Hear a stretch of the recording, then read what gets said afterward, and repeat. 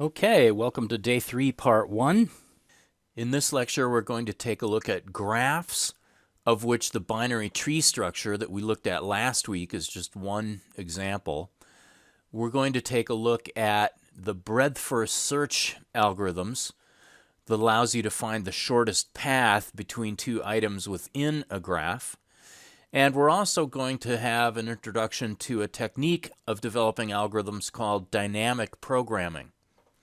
And the name dynamic programming is intentionally vague. It has almost nothing to do with what this technique actually is. Well, we'll get to that a little later. So a graph is simply a collection of vertices connected by edges. The binary tree obviously is an example of a graph. A road map is an example of a graph showing cities and towns and connections between cities and towns. You can have a graph representing a social network, a graph representing friendships among officers of corporations, all manner of graphs. Some graphs are undirected, that is, they specify a commutative relationship. You might have a friend who has you as a friend, so that's not a directed kind of relationship. Other graphs are directed. For example, a manager is at a higher level in the corporate hierarchy than an employee. So employees report to managers, and that's a directed kind of relationship. There are also both unweighted and weighted graphs. If we have a graph representing friends on a social network, we could say things like A knows B, B knows A, or we could measure the weight of the connection between two entities. In other words, if A sends 1,000 emails to B, but only sends 5 emails to C, then we could say that A is 200 times as connected to B as A is connected to C. There are many ways of representing a graph in code. One way is to use something called an adjacency list, and Guido van Rossum, the BDFL for Python, suggests using a dict to keep track of which nodes are connected to which other nodes. Here's an example of a graph here on slide 4. Perhaps this is a social network of people who know each other. The graph G describing this social network has each entity in the social network as a key, and then associated with each entity is a list of the people that that entity is associated with or connected to. So A is connected to B, A is connected to D, A is connected to F. B, on the other hand, is connected to A and to D. C is only connected to D, and so forth. So this dict represents all of the items and all of the connection between the items in this social network. Now, here on slide 6, we have a much larger network. Let's suppose that this represents connections among people in some profession. Me is here, Ed is over here, and I would like to be introduced to Ed. Now, as opposed to just randomly walking up to Ed and introducing myself, I'd prefer to be introduced to Ed by one of Ed's friends. Well, I have friends, my friends have friends, my friends' friends have friends, etc. Hopefully, there is some connection from friend to friend to friend in this network that will eventually get me to Ed. And what I'd like to be able to do is to find the shortest path from me to Ed in this network. Now, this assumes that such a path exists. It's possible that as we traverse out through the friends of friends of friends, that I might never reach Ed that way, but we'll hope that that's not the case. Okay, so the breadth-first search algorithm is an algorithm that will identify for me the shortest path from me to Ed. What we're going to do is we're going to build a tree where me is the root of the tree, and then one level below me is going to be the people that I am directly friends with. Below that will be, for each friend of mine, their friends, other than me. We're not going to come back up to me. And so on. And we'll keep building this tree downward and downward until eventually one of the branches of this tree comes to Ed. And at that point, our algorithm is over, and we will have discovered the shortest path between me and Ed. So, diagrammatically, these red people are the direct friends of me. And if I then go one more step and add their friends, I add these green people into the network. One more step adds these purple people and then the yellow people, and you can see here that one of these is directly connected to Ed. So it takes me 5 steps going through this hierarchy of friends to get to Ed, and at that point I've done. I have found my shortest path.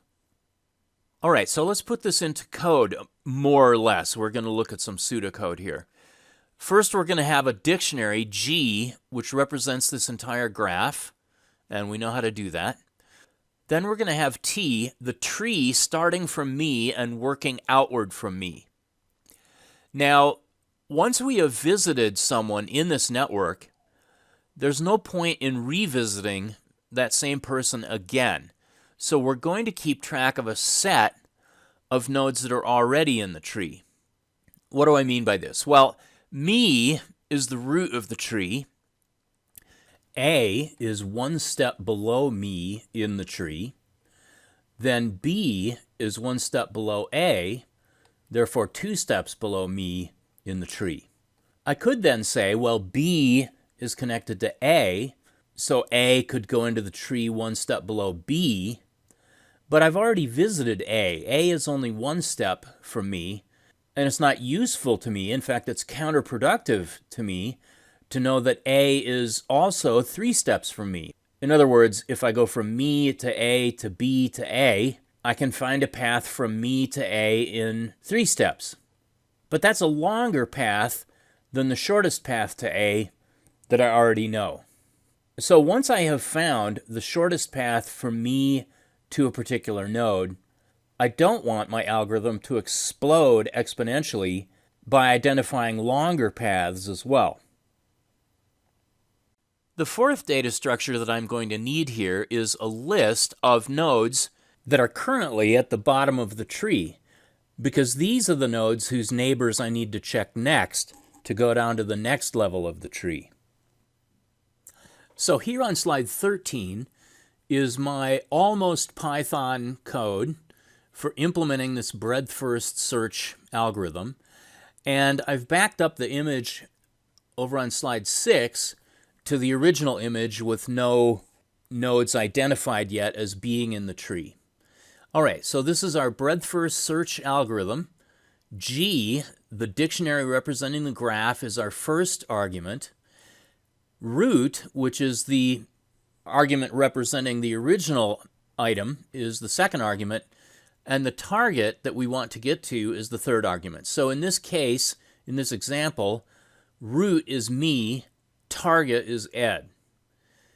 Now, clearly the first thing in the tree is going to be root. So our set of items that we have visited, which starts out as empty, is going to have root added as its first element. And our tree is going to have root added as the topmost item in the tree. Each item in the tree must have a parent. In our case, none is going to be the parent of me, the root node. Our queue, or list, of items that are now at the bottom of the tree is just the root.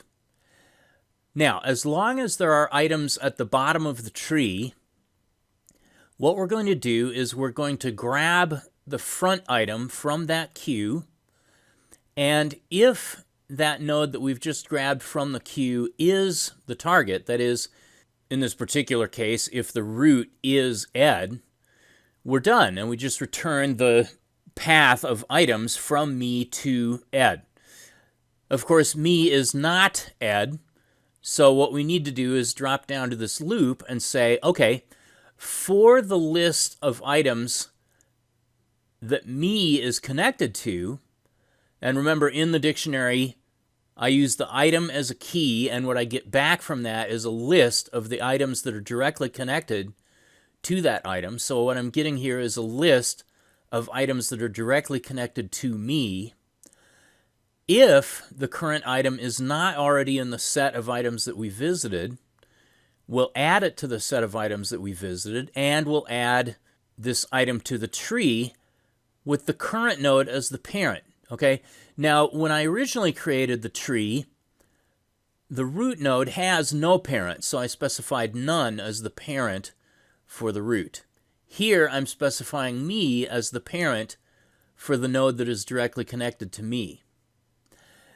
That node that I've just added to the tree is now at the bottom of the tree, and so I'm going to append that node to my queue of nodes that are at the bottom of the tree. All right, so initially, using me as the current node, I'm going to get back a list containing A, I, and N, the three nodes that are directly connected to me. So for each value in A, I, N, I'm going to check if A is not in the set that I've visited, add A, and then add A as a child of me, and then add A to the queue of nodes that are at the bottom of the tree. Then do the same for I. Since I is not yet in the set of nodes that I visited, we'll add I to our set that we have visited now. We'll add I as a child of me, and we'll add I as an item at the bottom of the tree. And then finally, N is not in the set that we have visited so far. So we add N to that set, we add N to the bottom of the tree, and we add N to our queue. At this point, now that I have looped through the items that are directly connected to me, the queue has been updated to contain A, I, and N. All right, so whereas root was the only item in queue initially, now that I've gone through and identified the items that are directly connected to me and added those as children of me, the queue has been updated to contain that list of children. So I'll go back up to my while loop, and sure enough, the queue of bottommost nodes is not empty. So I'm going to pop the frontmost item from the queue, which is A. And since A is not Ed, I go down and look for A's direct neighbors. Now, one of A's direct neighbors is B, and the other of A's direct neighbors is me. As I loop through B and me, B is not one of the items I've already visited, so I'm going to add B to the set of such items, and then I'm going to add B as a child of A. And I'll add B as a bottom item in the tree now. But the second time through the loop, me is in S, so I'm not going to add me again. The upshot is that B has been added as a child of A, and B has been added to the queue of nodes whose direct neighbors I need to check next. All right, so that's A's direct neighbors. The next value that we pop from the queue is I. I is not Ed, so we get I's direct neighbors from the graph. I's direct neighbors are me. Me is already in the set that I visited, so I don't do anything. And Q. Q is not in the set of nodes that I have visited, so I'm going to add Q to that set. I'm going to add Q as a child of I, and I add Q, the node Q, to the end of my queue of nodes that I still have to visit. And this just keeps going, crawling its way through this network, methodically working outward from me in rings of steps. I get all the one-step neighbors, all the two-step neighbors, and so on. And eventually I find Ed. All right, so having defined this BFS function, here is how I would call the BFS function. First of all, I have to define my graph dictionary. We'll assume that we've done that. And I pass in me as the root and ed as the eventual target. Okay, so to start things out, I add me to the set of nodes that I visited. I add me to the tree with none as me's root, although I'm not going to bother showing none here. And the queue of nodes that are at the bottom of the tree here, level 0, we're starting at the root of the tree, is just root itself. Then we go down and identify the direct neighbors of me. A, I, N, and oops, I forgot to notice V, but fortunately my code is smarter than I am, so my code will recognize V. Those get added to the set of nodes that I visited, and those get added into the queue of nodes whose neighbors I need to visit. Well, once again, my code discovers that I made a mistake in identifying A's direct neighbors. Not only is B a direct neighbor and me a direct neighbor of A, but J is also a direct neighbor of A. The only new direct neighbors of A are B and J, so those become the children of A. The only new direct neighbor of I is Q. It turns out that N and V do not have any new direct neighbors, because N's only direct neighbors are me and V, and both me and V are already in S, the set of nodes that I've already looked at. Analogously, V's only direct neighbors are N and me, and N and me are already in S, so V does not contribute any new neighbors either. Okay, so we've gone through step 1, identifying A, I, N, and V, and now we've gone through step 2, identifying B, J, and Q. B, J, and Q have been added at the bottom of our tree, and B, J, and Q have been added to S, the nodes that I visited. B, J, and Q are now the elements in Q whose direct neighbors I need to visit. In the third step, I will find these purple items. J has 3 new direct neighbors, E, L, and W. Q has 2 new direct neighbors, X and Y. These 5 nodes are added to the set S of nodes that I visited and become the elements in the queue of nodes whose neighbors I need to visit. In step 4, we discover these yellow items and add those into S, and they become the items in the queue. And then finally, in step 5, the new direct neighbors that we're able to find are M, G, and Ed. Because one of these is Ed, I'm now done. I have found the shortest path through this tree from me to Ed. All right, so these 3 nodes, M, G, and Ed, are added to the set of nodes that I visited, and they become the queue of nodes whose neighbors I would have to visit, except that I'll discover I've already found Ed, so I'm basically done. Here on slide 24 is the tree from me through 1, 2, 3, 4, 5 steps away from me.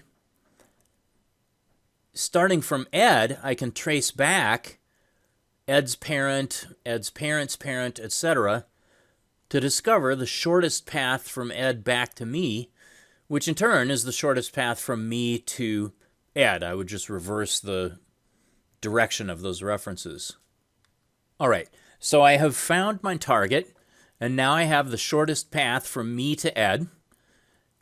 If I continue for another step, I will discover 2 more new nodes, R and T, but that's the end of the road. If I put R and T into my queue and investigate the direct neighbors of R and T, I discover that the direct neighbors of R is Ed and of T is M, but those are already in my set of nodes that I visited, so I can't go any further. That's as far out as I can go, starting from me in this graph. You'll notice that there are 6 nodes, C, D, H, O, P, and U, that we never visited starting from me. All right, and I've highlighted those here on slide 26 in yellow. It turns out that these are connected to each other, but not to the network that contains me and Ed. Okay, so C is connected to D, is connected to O, is connected to H, U, P. They make up a separate so-called connected component within this graph. A connected component in a graph is simply a subset of nodes that are eventually connected to each other through some sequence of steps. And it turns out that this particular graph has 2 connected components. Okay, so it's not going to be possible to find any path from me to any of the nodes in the yellow connected component. Likewise, it's not going to be possible to find any path from C to any node in the white connected component.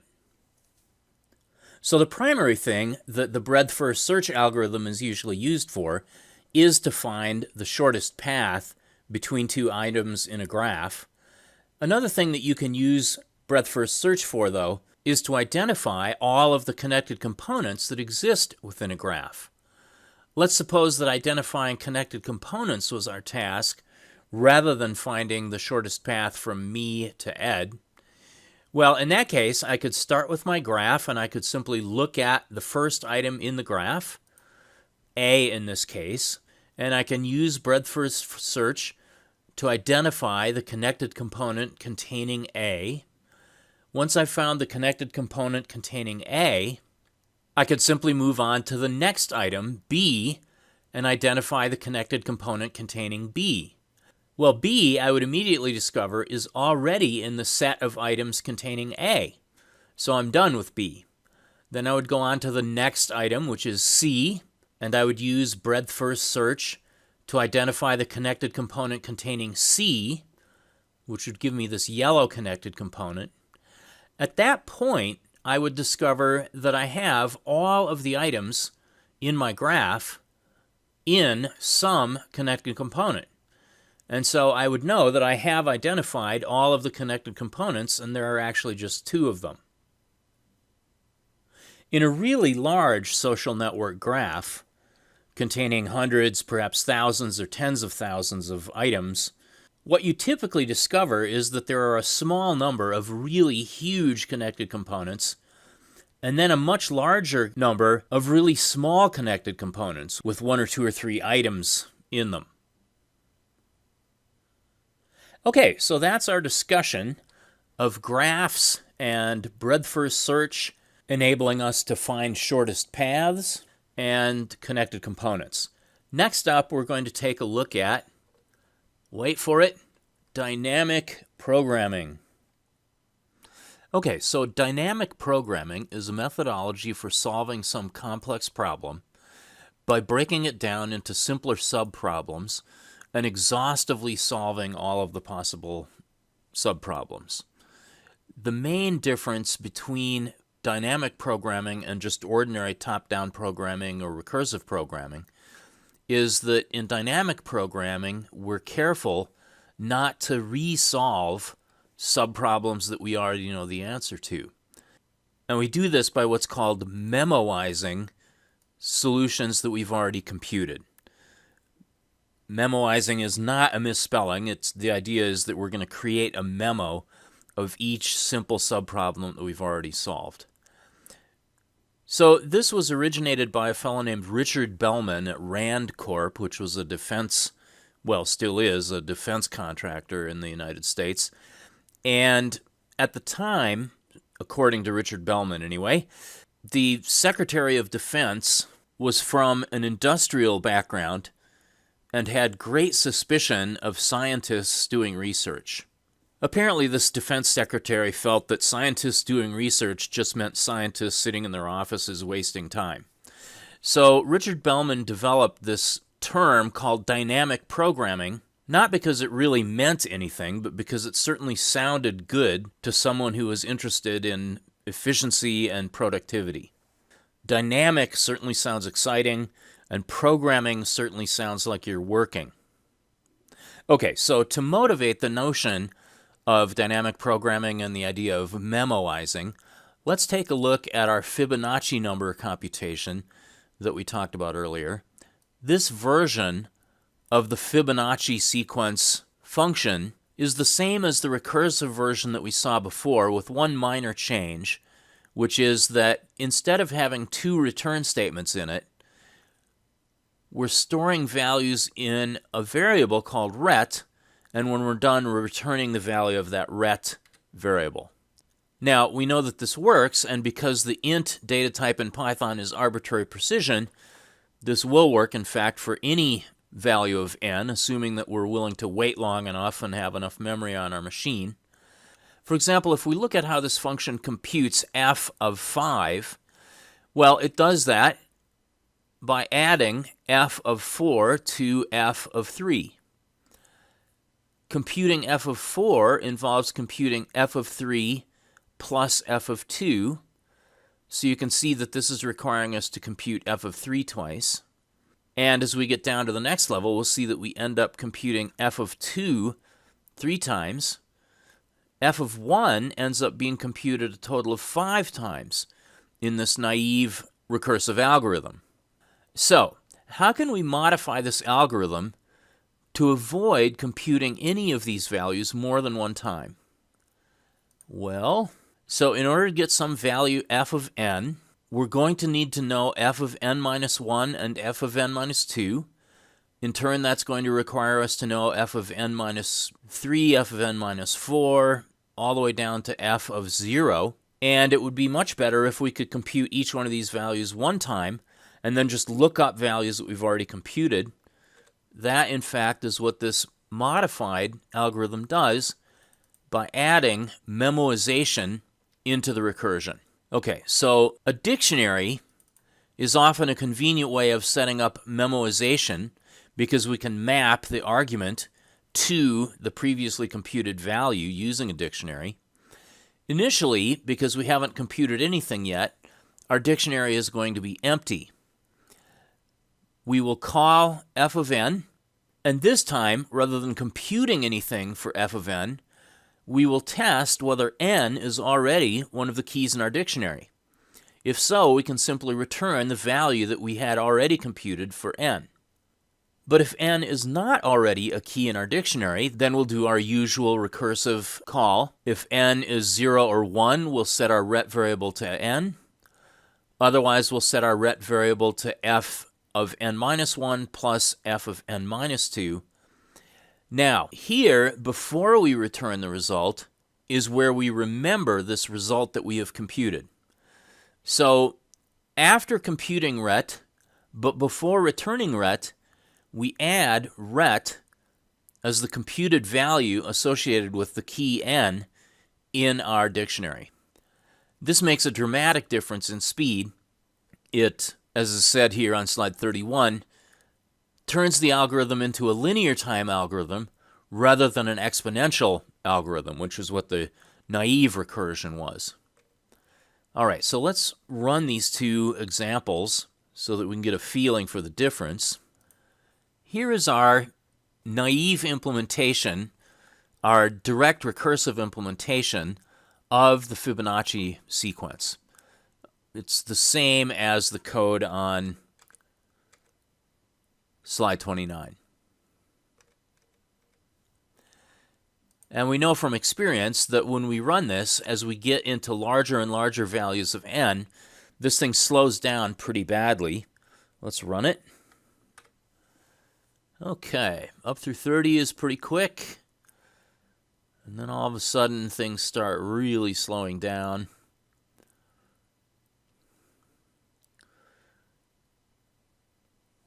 And eventually I'm going to get sick of waiting this. I'm going to hit Control-C to kill the thing off.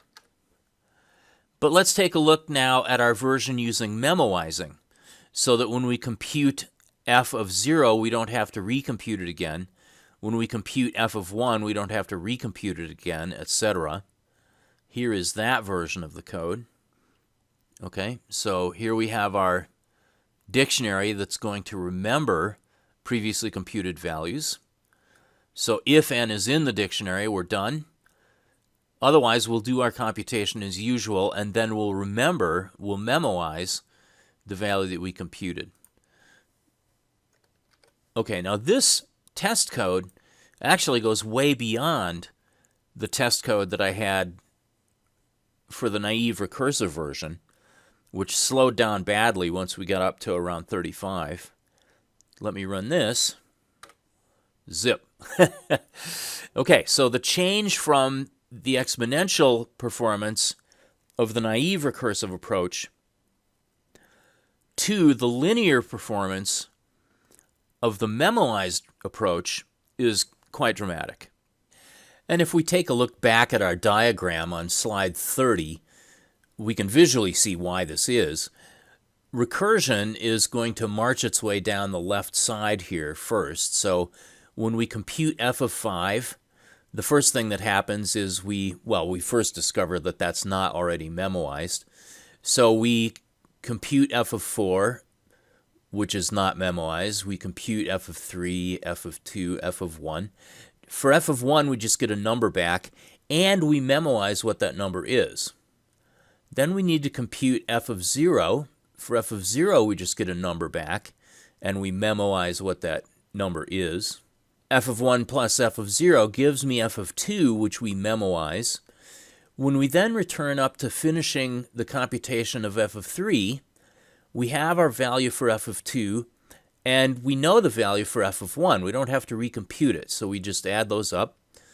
Up here, computing f of 4, we got our value for f of 3, and we add the value that we already know for f of 2 to get f of 5. So the upshot is that all of this stuff over here, all of this stuff over here on the right side of the tree, we never have to recompute. In fact, we only recompute f of 0 once, f of 1 once, f of 2 once, f of 3, f of 4, f of 5 once. And we use memoized values and avoid recomputing all of the right-hand subtrees with the sole exception of the first f of 0.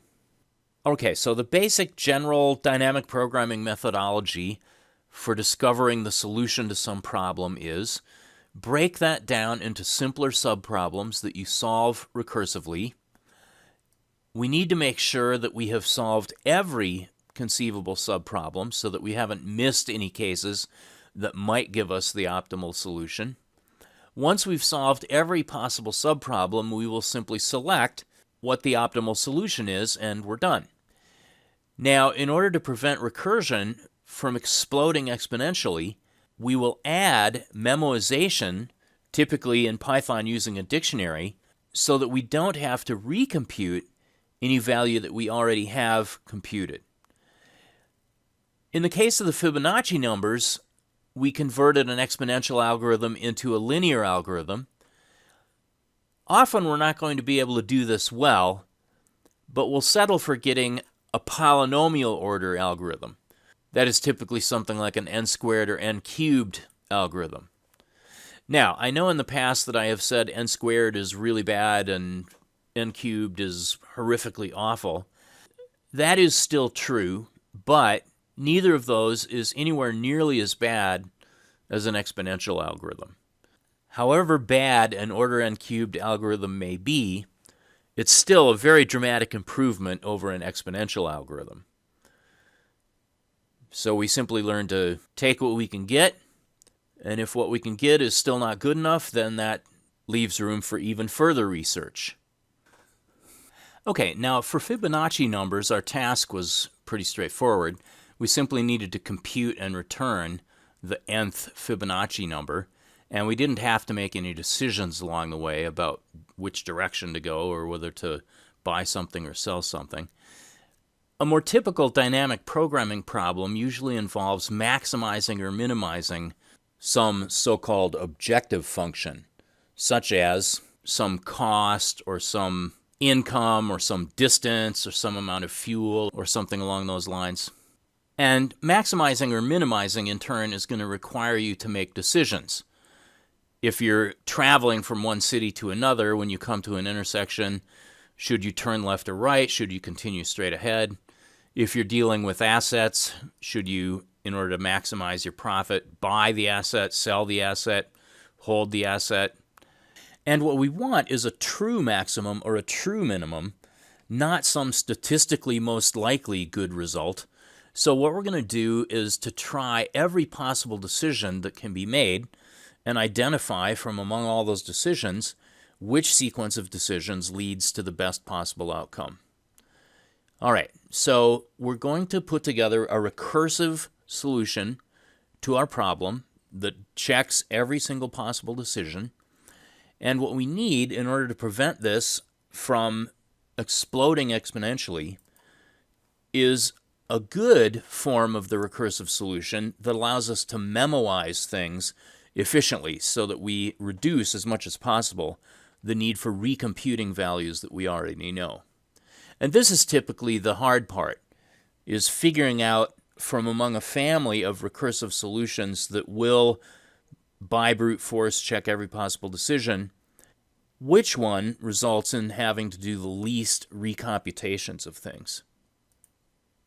Okay, so as an example, let's take a look at the problem of rod cutting. Now, you are a manufacturing company. You buy steel reinforcing bars of some length N from some supplier, and you want to sell this rebar to your own customers in a way that will maximize your own revenue. Your customers are willing to buy rebar that have various different lengths for various different amounts of money. For example, your customers are willing to buy a 1-foot piece of rebar for $1, or a 2-foot piece of rebar for $5, or a 3-foot for $8, or a 4-foot for $9. And they're not willing to buy rebar that's longer than that, or rebar that's in half feet or something like this. So you have to discover how to split your N-foot length of rebar that you got from your supplier into some combination of 1, 2, 3, or 4-foot pieces. To take a particular example, let's suppose that our supplier gives us 10-foot lengths of rebar. There are many, many different ways that we could cut up that 10 feet.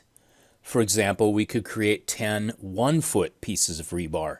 And we know from our customers that they'll be willing to pay us $1 for each of those 1-foot pieces. So 10 times $1 gets us a total of $10 for that way of cutting up the rebar. Or we could create 5 2-foot pieces of rebar, which we could sell for 5 times $5, getting $25. So clearly it's going to be better for us to create 5 2-foot pieces of rebar than 10 1-foot pieces of rebar. But what is the absolute optimal way? All right, well, if we try to create 3 3-foot pieces of rebar and we have 1 1-foot piece of rebar left over, that also gives us $25. What we need to do is to try every single possible pattern of ways of cutting up our rod and figure out which one of those gives us the maximum revenue. All right, so let's think about this systematically. The length of the rod that we start with is 10 feet. Each piece of rebar that we sell to a customer has to be some multiple of exactly 1 foot. So that means that there are 9 possible cuts that we might or might not make in this 10-foot piece of rebar that we have. That is, there are 512 possible permutations of rod cuts that we might make. Now, within this, there are many duplicates. For example, a 1 foot plus 2 feet plus a 5 foot gives us exactly the same revenue as a 1 foot plus a 2 foot plus a 5 foot plus another 2 foot. So we want to create a recursive algorithm that exhaustively identifies all these different permutations, but that avoids as much recomputation of the same values as possible. All right, so here is how we're going to set up our recursive solution to this problem. it's too hard to figure out where to make all of the cuts to get the optimum revenue.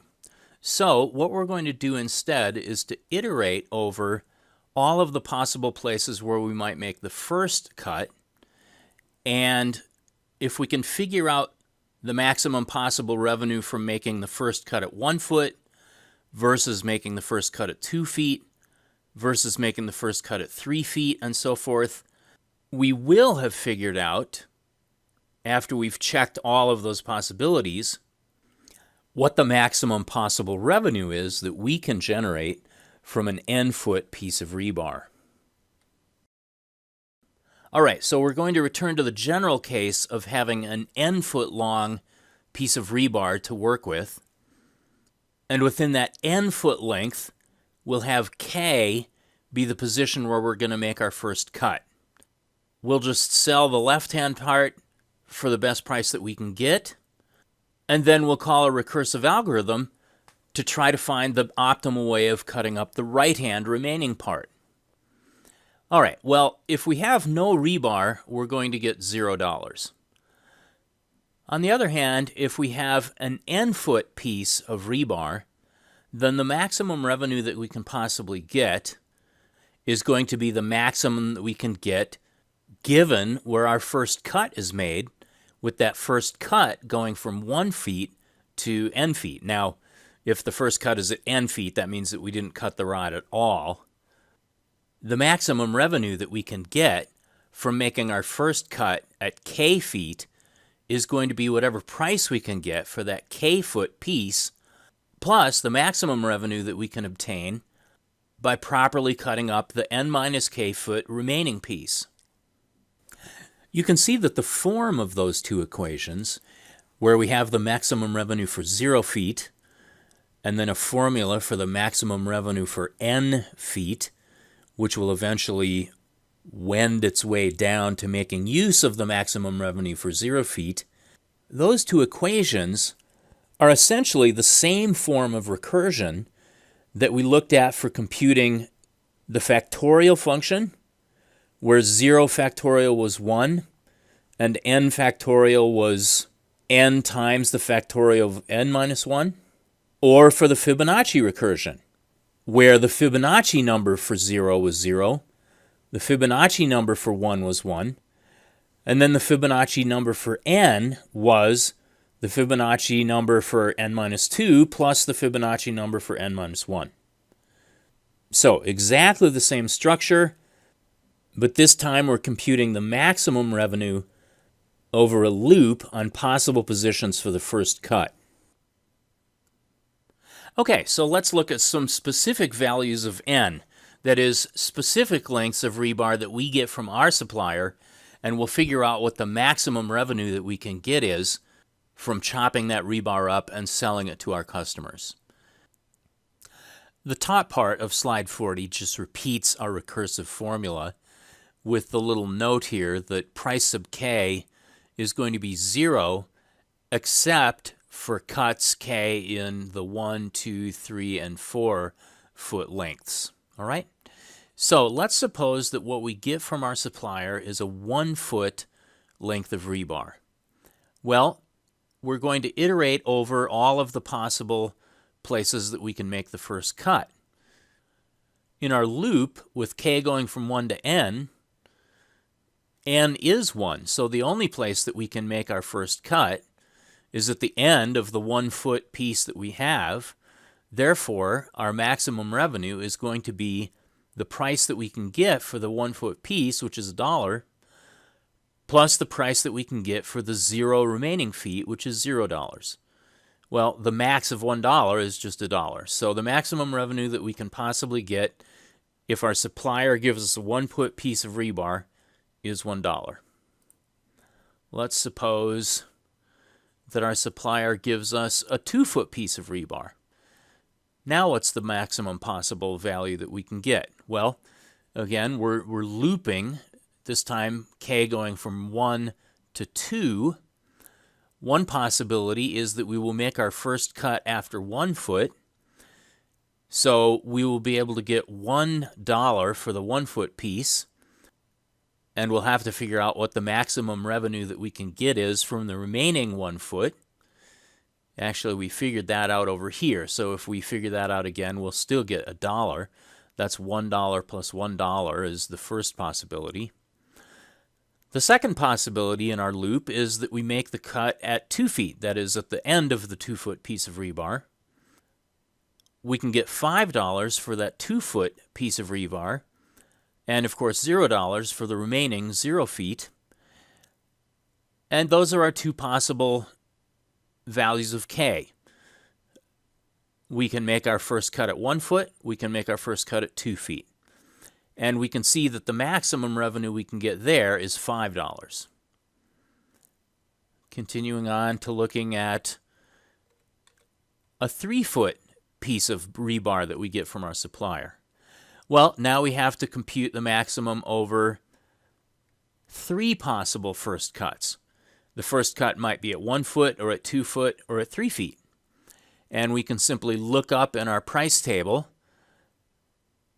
that we can get $1 for a 1-foot piece, $5 for a 2-foot piece, $8 for a 3-foot piece, and then we would also have to add in the maximum revenue from a 2-foot piece or the maximum revenue from a 1-foot piece in the case of a 2-foot first cut.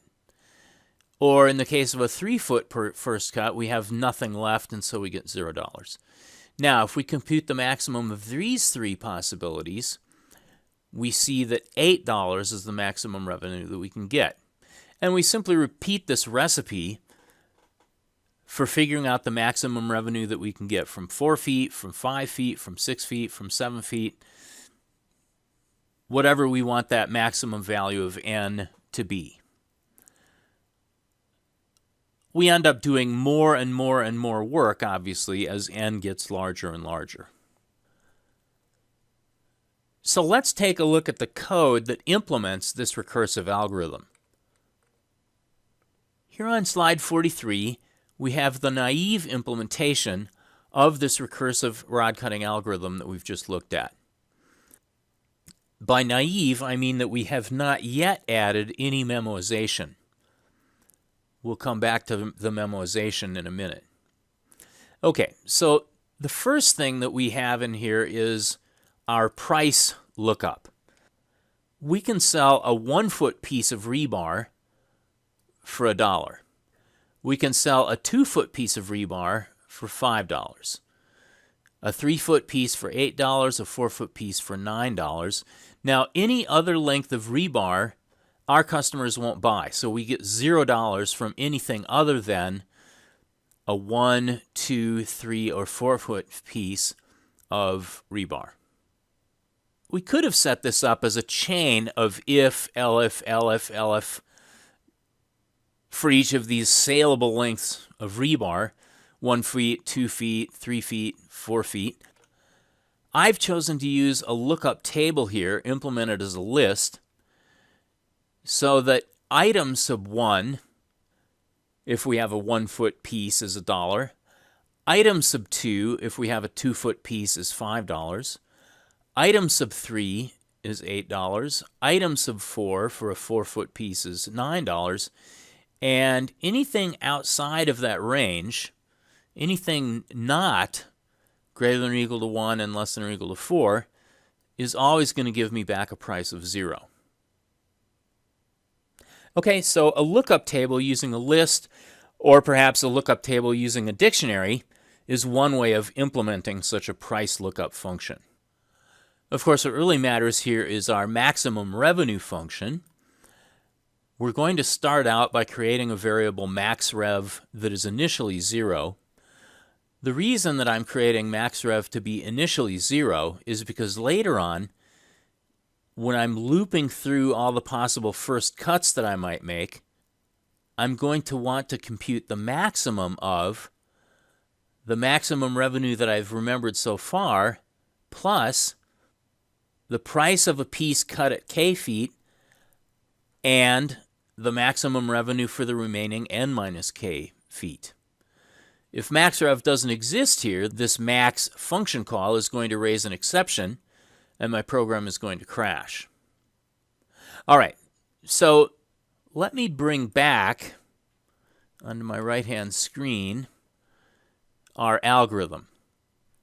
Okay, so rev n is going to be $0 if n, the length of rebar we get from our supplier, is 0 feet.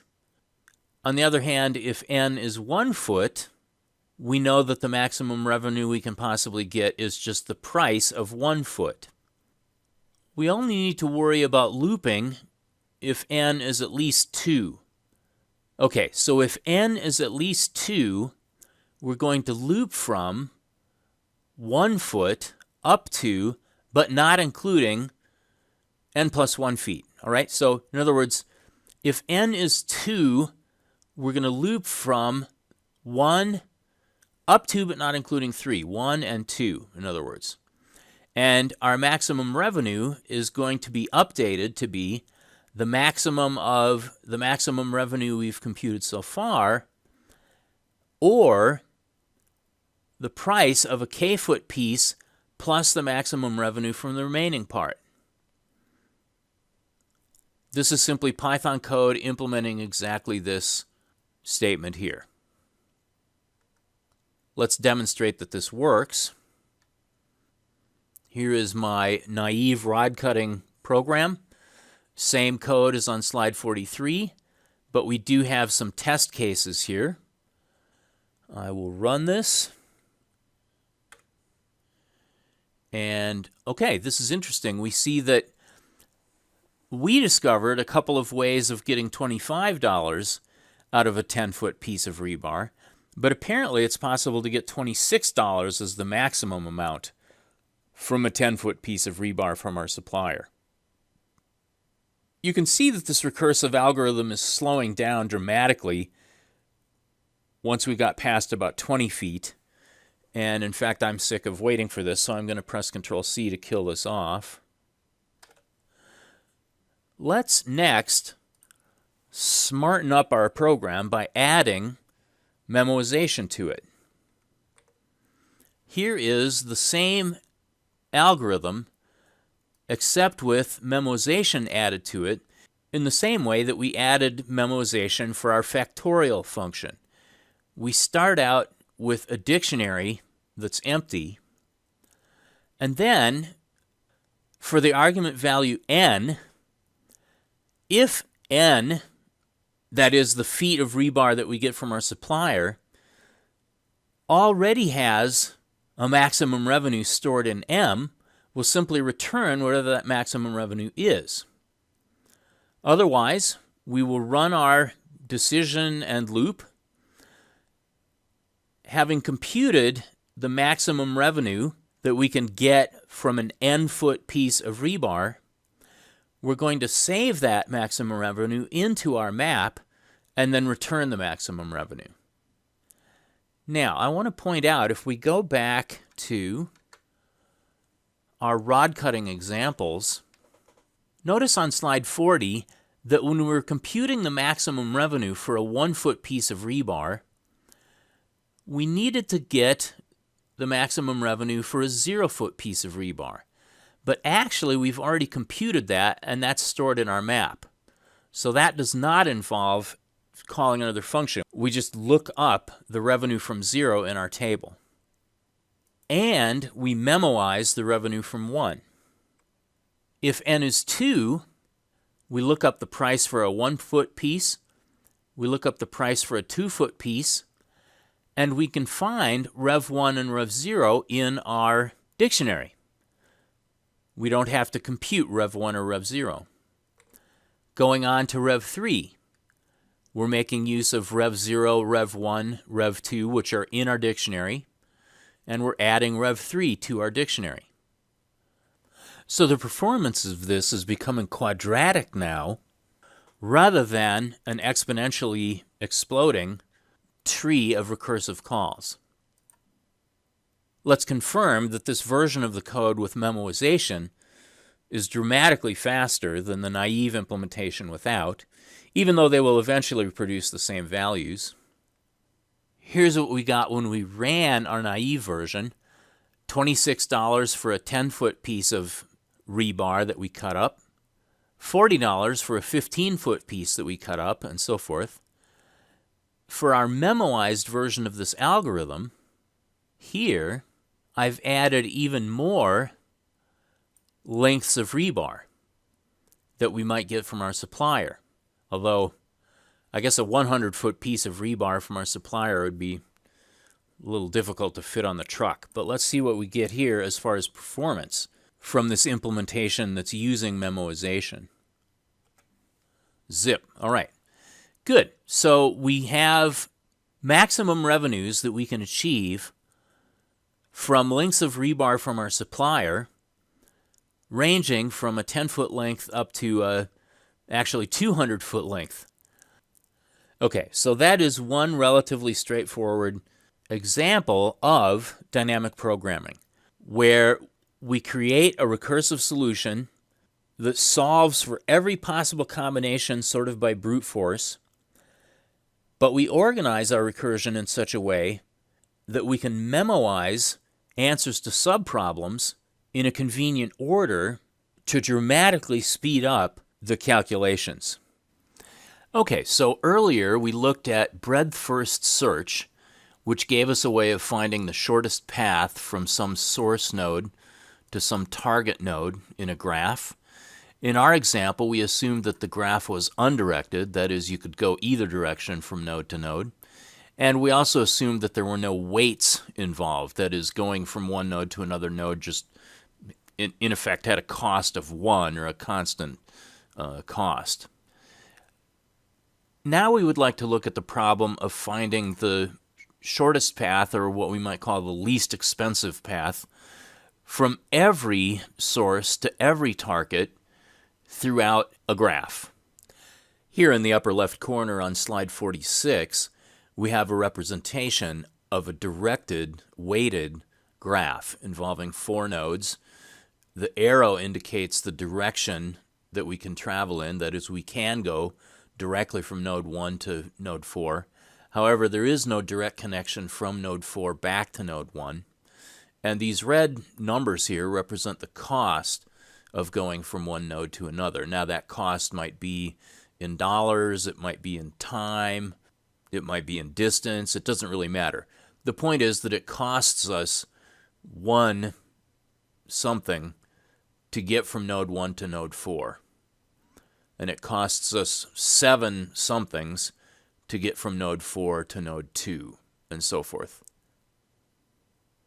As a concrete example, you can imagine these to be different cities that are connected by roads, and perhaps these numbers represent the amount of time it takes in hours to get from one to the other.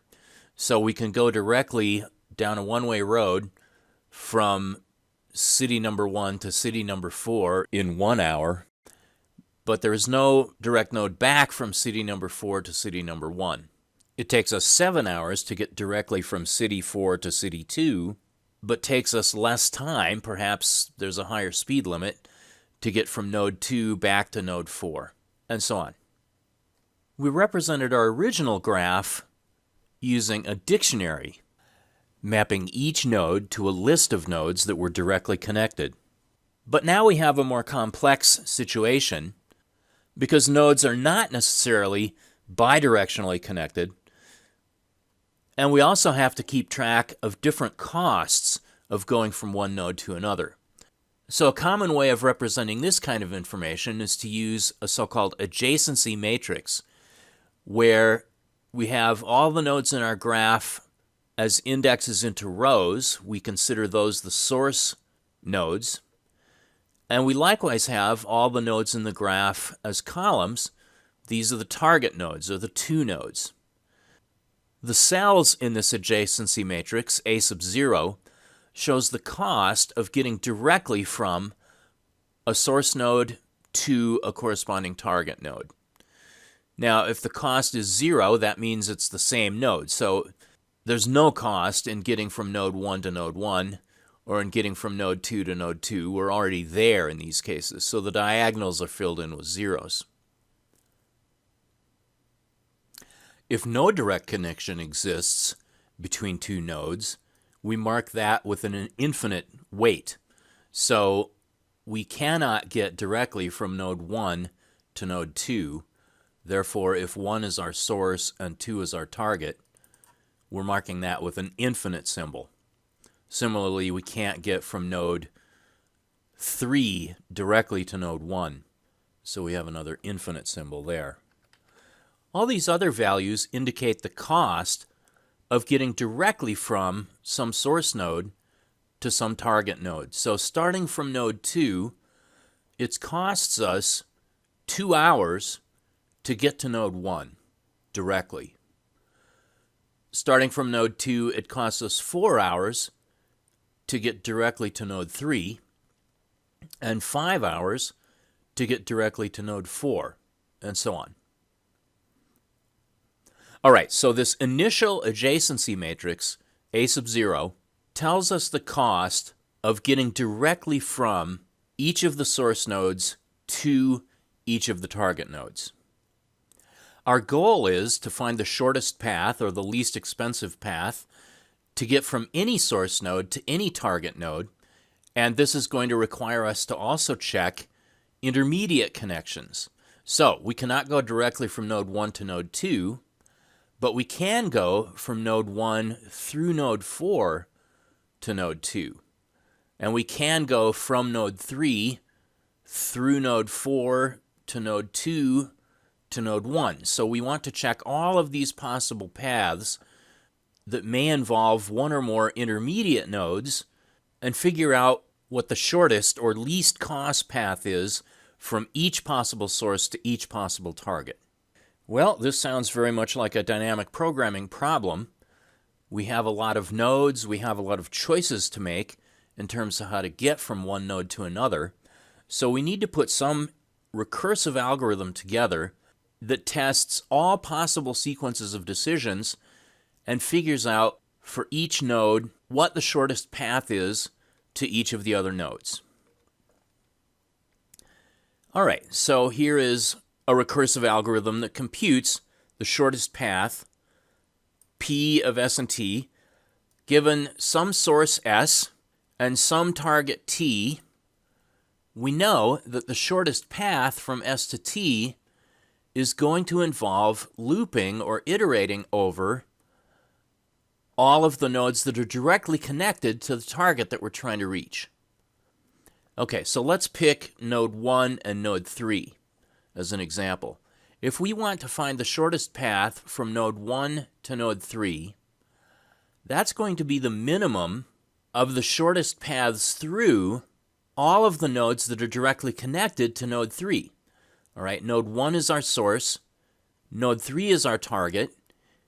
In order to get to node 3, since we can't get there directly from 1, we are necessarily going to have to get there either through node 4 or through node 2, because those two nodes are the only nodes that are directly connected to 3. All right, so in other words, we will need to find the shortest path from node 1 to node 4, and then add the weight of going from 4 to 3.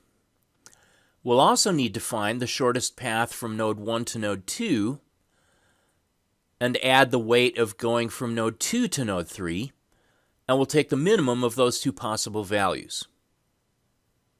Okay, so that gets us the shortest path from node 1 to node 3. We need to try all possible combinations. Now, it should be clear that each node is allowed to appear in a path at most once. If we did have a path in which a given node appeared multiple times, that would imply that we have a cycle in our path, and a path containing a cycle can't be shorter than a path not containing the cycle.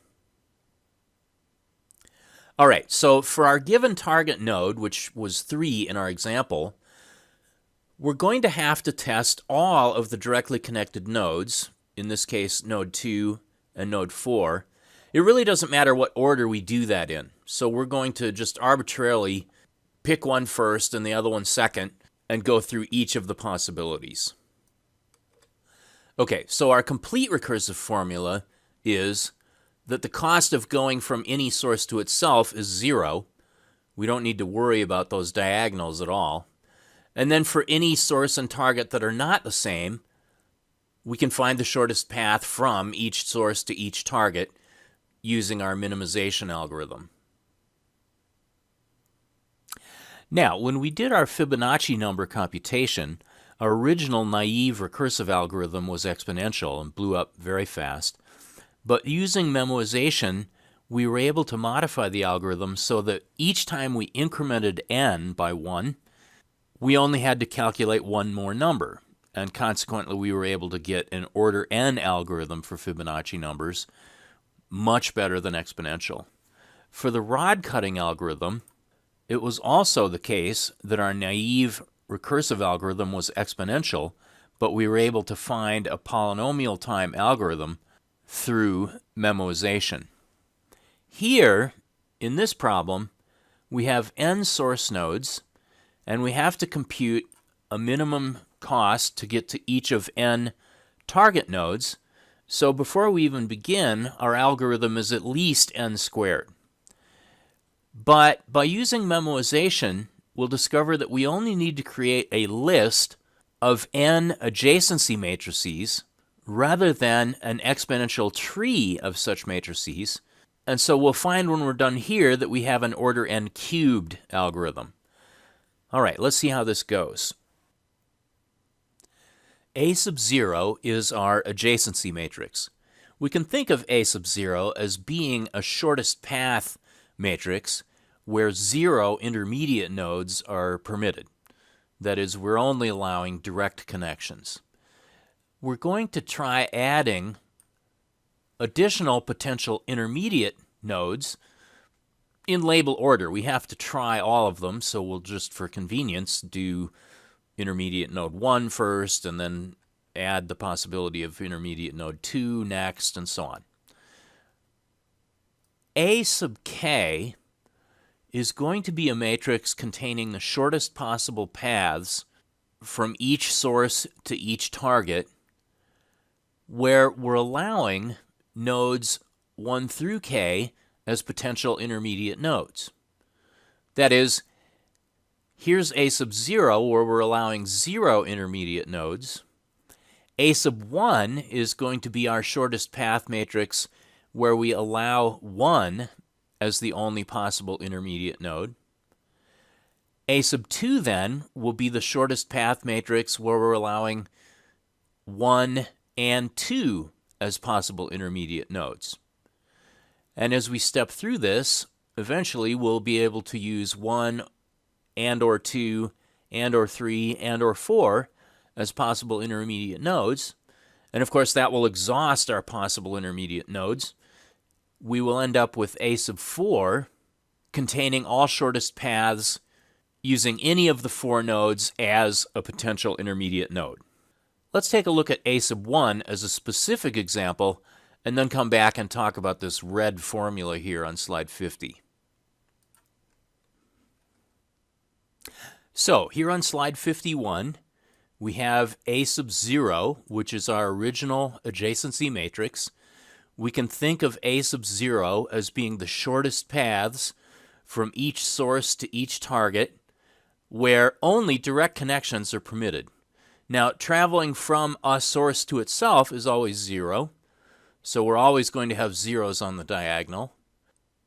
If we don't have a direct connection, then we have infinity as our cost, so we don't have a direct connection from 1 to 2.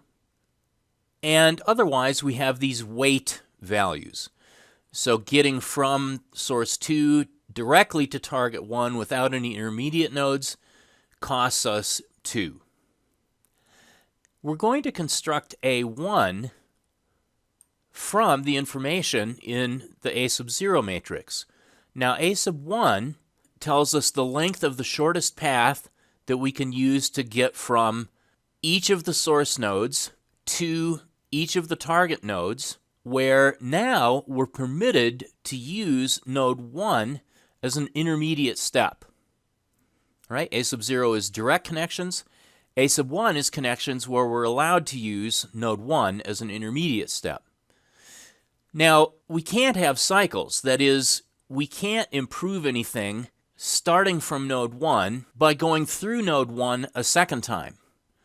So the entire first row here, where 1 is the source, can't possibly change by going through node 1 again. Similarly, the column where 1 is the target can't possibly change for the same reason. The diagonal is always 0, as I said, because here each source is its own target.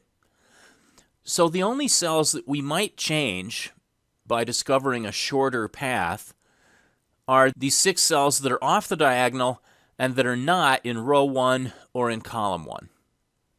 So let's take a look at these. What is the shortest path from node 2 to node 3 if we are now allowed to consider an intermediate step through node 1? Well, the shortest path from node 2 to node 3, if we're allowed to use node 1 as an intermediate step, is going to be the shortest path that we currently already know from the adjacency matrix, A sub 0, 2, 3, all right? A sub 0, 2, 3 is 4 because the direct connection from 2 to 3 has a cost of 4. The other possibility is that we could use 1 as an intermediate node.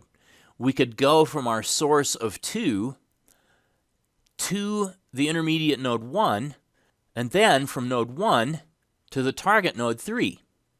The sum of those two costs might turn out to be less than the cost of going directly from node 2 to node 3. Let's see whether that's the case. So the cost of going directly from node 2 to node 3, we already know is 4. We can just read that out of A0. The cost of going from node 2 to node 3 indirectly through node 1 is the cost of going from node 2 to node 1 plus the cost of going from node 1 to node 3. Well, going from node 2 to node 1 costs 2, but going from node 1 to node 3 is infinite. There is no connection directly from node 1 to node 3. So we end up here with 2 plus infinity. Obviously, the minimum there is still 4. So we did not find a shorter path from node 2 to node 3 by using node 1 as an intermediate node. Well, let's try going from node 2 to node 4. Going from node 2 to node 4 directly costs us 5. All right, so one possibility is that I can use this lowest cost that I know about so far, A sub 0 sub 2 comma 4 is 5. Or I could try using node 1 as an intermediate step. I could say, give me the cost A sub 0 2 comma 1 plus A sub 0 1 comma 4 this time. All right, well 2 comma 1 we already know is 2. 1 comma 4 is 1. So that turns out to be 2 plus 1 is a 3, which is less than the 5, which is the shortest path that we knew from direct connections. So this cell gets filled in with a 3.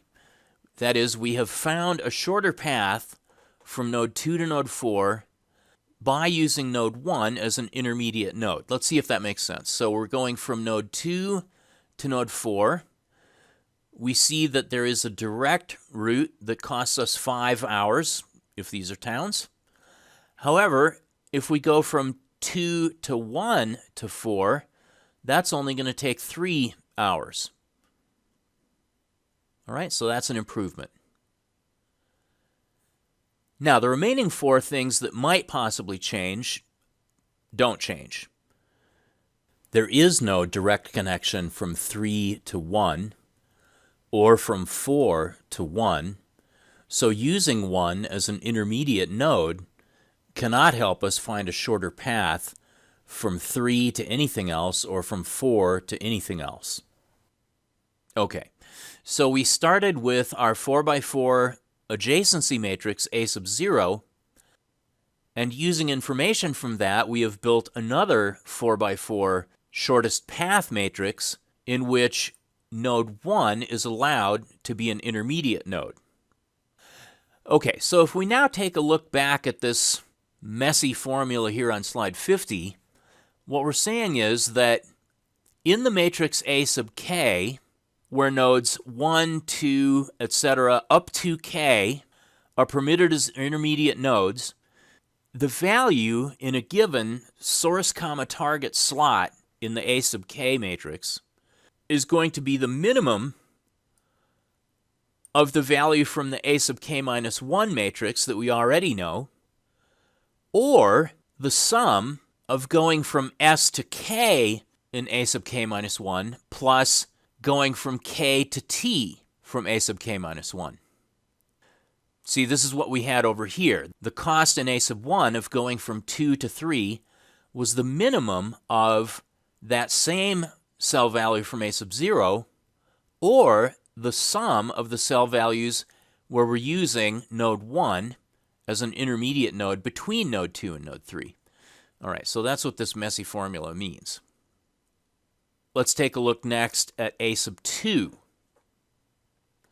Okay, so here on slide 52 on the left-hand side is A sub 2.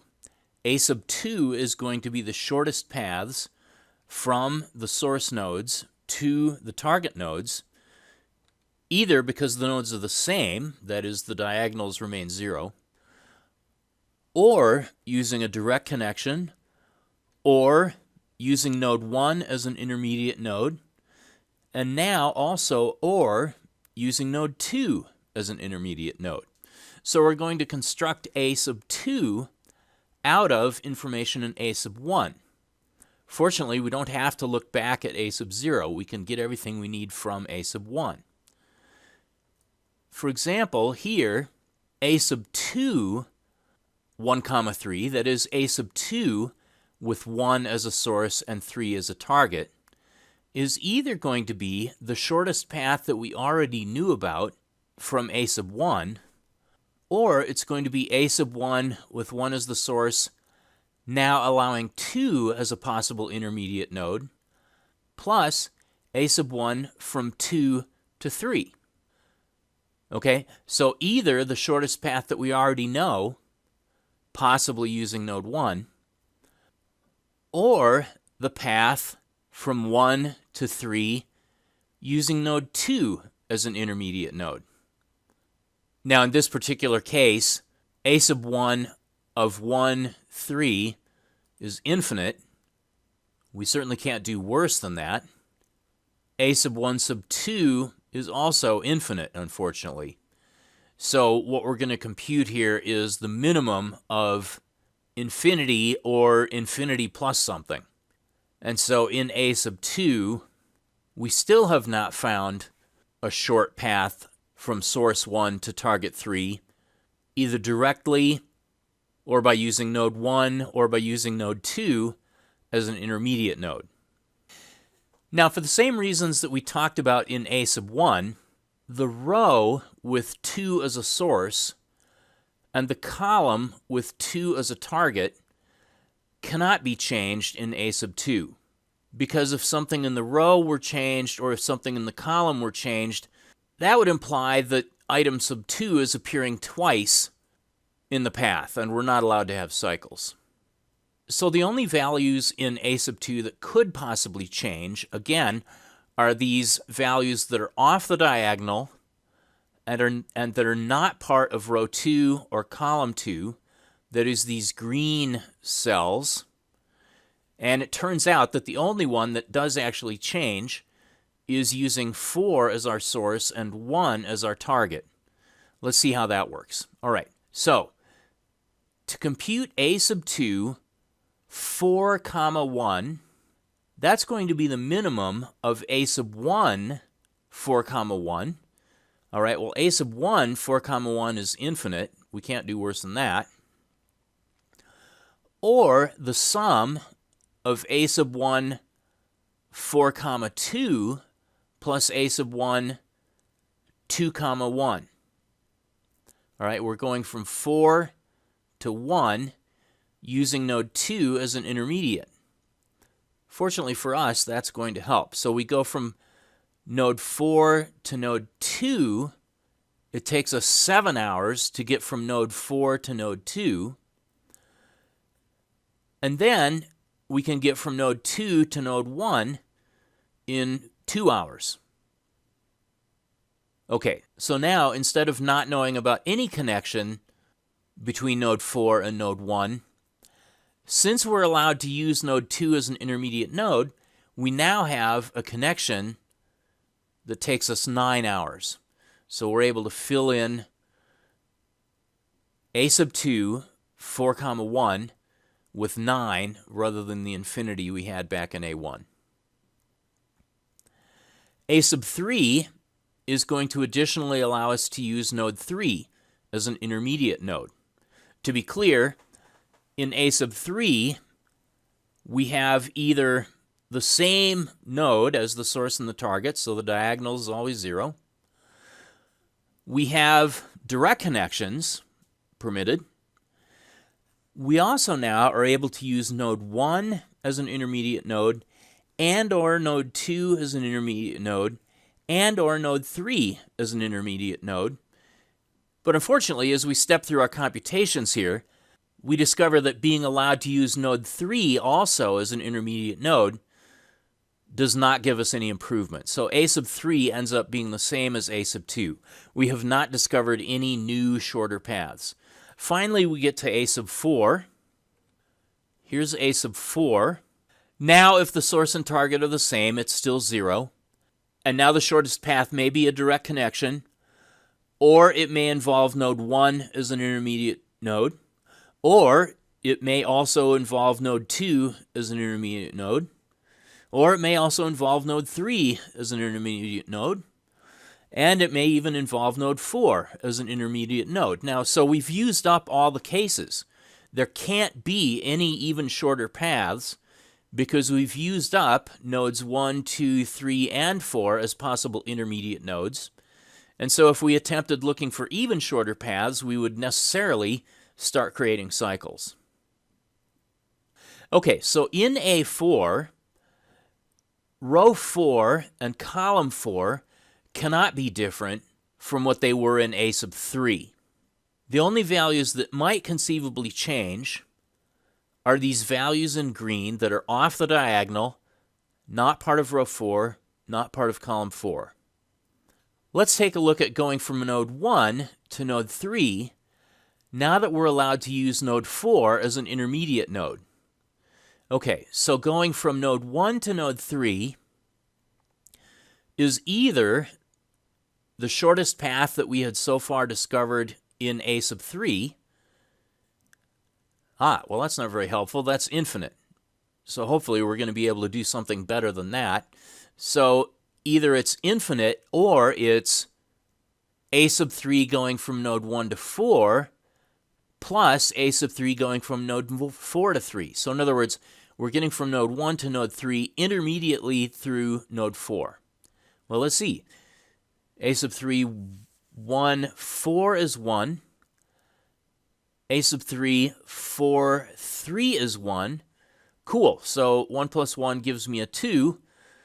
2 is definitely better than infinite. So now I have discovered that I can get from node 1 to node 3 with a cost of 2. That is 2 hours.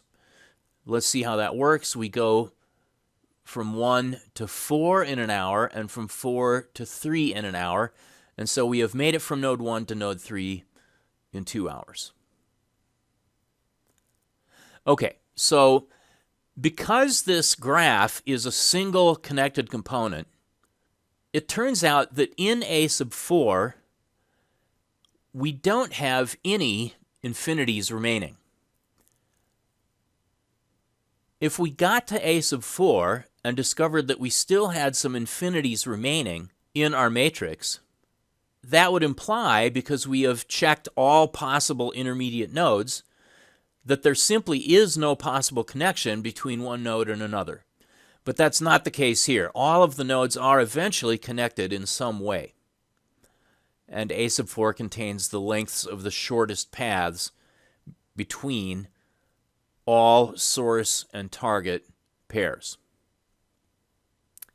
All right, so that's it. Now I have created these slides 54, 55, 56, 57 for your own use if you're interested in tracing through the steps, starting from the adjacency matrix A sub 0, to get yourself all the way to the ultimate shortest path matrix A sub 4, to make sure that you understand the various steps. We started out with our weighted directed graph represented by a 4x4 adjacency matrix, and we ended up creating 4x4 shortest path matrices in order to get to the ultimate shortest path matrix, allowing any of the 4 nodes to be used as intermediate nodes. In other words, we created 4 cubed cells in these matrices, and it should be easy to see that we have an n cubed algorithm if we have n nodes in our graph. Alrighty, so that is that.